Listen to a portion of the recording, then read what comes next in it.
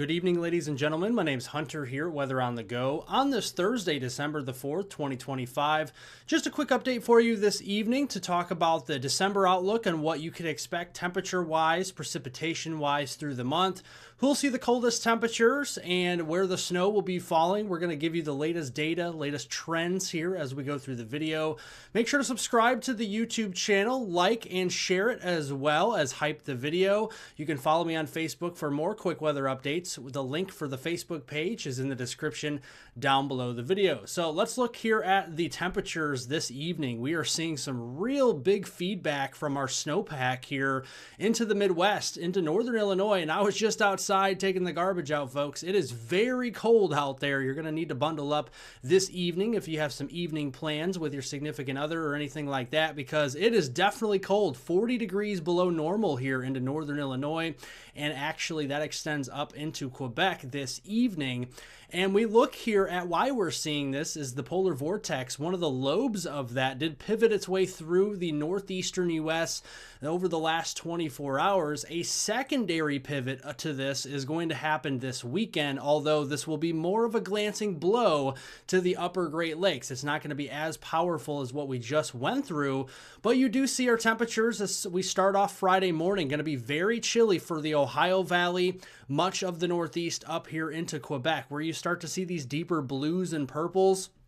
That's where we're starting to see those 30, even 40 degrees below normal for early December standards. These are your temperature anomalies. And then as we go into tomorrow afternoon, a little bit of a moderating trend. But here comes our second pivot of the polar vortex. And this one could give us some pretty cold air, especially for Sunday morning up there into the Twin Cities region of the upper Midwest. Now, we are tracking a winter storm that is bringing some snowfall and wintry precipitation to parts of the Tennessee Valley and the Deep South, also parts of the Carolinas over the next couple of days.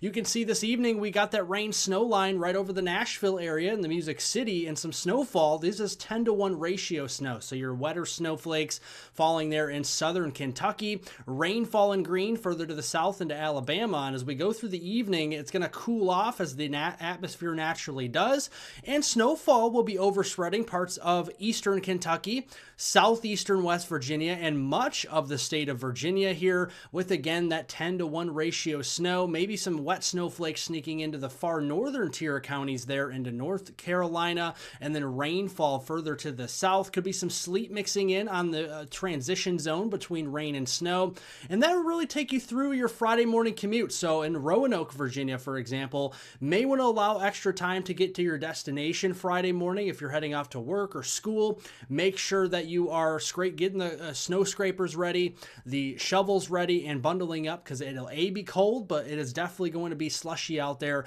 on some of those roadways. By the time we get to midday Friday, we're going to shut off the precipitation machine and we're going to be cleaning up after potentially some snowfall. Still raining in the Outer Banks of North Carolina by midday, but that will go by the wayside as we go into the late afternoon and into the early evening about this time tomorrow. Otherwise, we're going to be left with some lake effect snow. This could be a problem up for the lakes as we go into Friday evening. Big lake effect snow there from Lake Superior and downwind of Lake Michigan. If you're in lower Michigan, some heavier snowfall is promised there. But here is the snowfall through midday on Friday. 1 to 4 inches is a good bet here for eastern portions of Kentucky, southeastern West Virginia, getting into much of the state of Virginia here. And that it could actually filter further south, maybe a dusting to an inch across the far northern tier counties there, north of Raleigh and far northern North Carolina, keeping an eye on the travel conditions there. Where that transition line does fall is where we're going to see some sleet, maybe some freezing drizzle here, where we could have a ½ inch to an inch of sleet. This does include the Music City there in Nashville, down toward Gatlinburg, Johnston City, Tennessee, and then toward Asheville there in western North Carolina. Most favorite areas for seeing those sleet pellets and also the freezing drizzle with this system. Further south, it's all liquid precipitation. That's where we could be seeing anywhere from a ½ inch to an inch worth of rain from Alabama, trending eastward into the Peach State of Georgia and into South Carolina. And it looks like Florida, for the most part, will be pretty dry. Maybe the parts of the Northwest Panhandle seeing some rainfall, albeit light rain, through midday on Friday.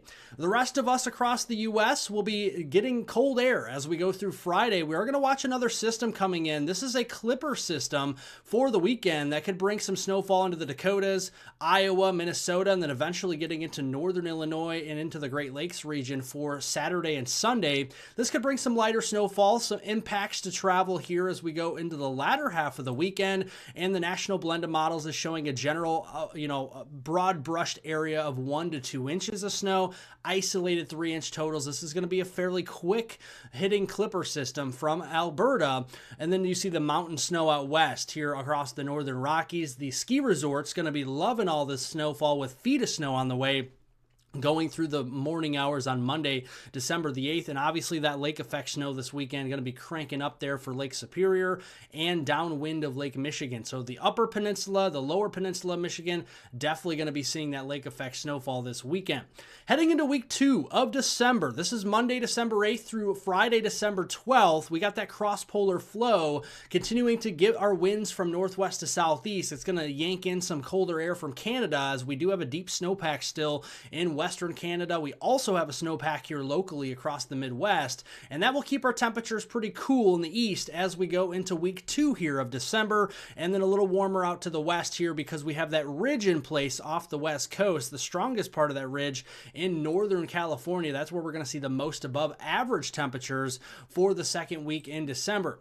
As far as our clipper systems go, here's the European model, and every 48 hours or so, we're going to see these clipper systems coming down from Canada, and each one of these could drop 1 to 3 or even 2 to 5 inches worth of snowfall, enough to get the shovels out and some of that snow gear as we go through the Midwest, Great Lakes, and Ohio Valley. GFS model basically showing the same thing, although to maybe a lesser extent of those clipper systems, but you get the idea. The northwest flow is going to offer up every 48 hours some clipper systems to bring some light to moderate amounts of snowfall, and you can see much of Western Canada getting some pretty heavy snow, Cascades in the Pacific Northwest, the northern Rockies, and then that will translate into the clippers that we see across the upper Midwest. GFS, again, to a lesser extent for the clippers, but man, the mountain snow out west, what can't you love about this in the Cascades in Washington and Oregon, or the Rockies there in Montana, Idaho, Wyoming, Utah, or Colorado. Wonderful for snowfall out west. Here's the National Blend of Models, and again, this really cranks up the lake effect snow machine as well, so be looking out for some lake effect snow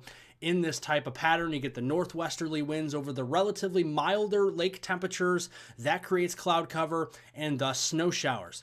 Now let's go back here and talk about the 500 millibar geopotential height. These colors, the colder colors, that's colder air. The warmer colors, that's warmer air. Notice the main lobe of the polar vortex will be across the globe in Asia. We still have a little bit of a lobe left over here in eastern Canada, but watch as it comes back, it stretches and or it gets displaced here across into North America by the 3rd week in December. This is getting close to Christmas, and this new data, this is the AI data from the European guidance, and notice it really starts up here in earnest in Western Canada by the time we get towards next weekend on Saturday, December 13th, and then it starts to ooze that colder air southward, it reloads, and we get another push as we go towards Christmas, and this could be a look for a bigger storm system. You got the ridge, southeast ridge flexing its muscles up the eastern seaboard.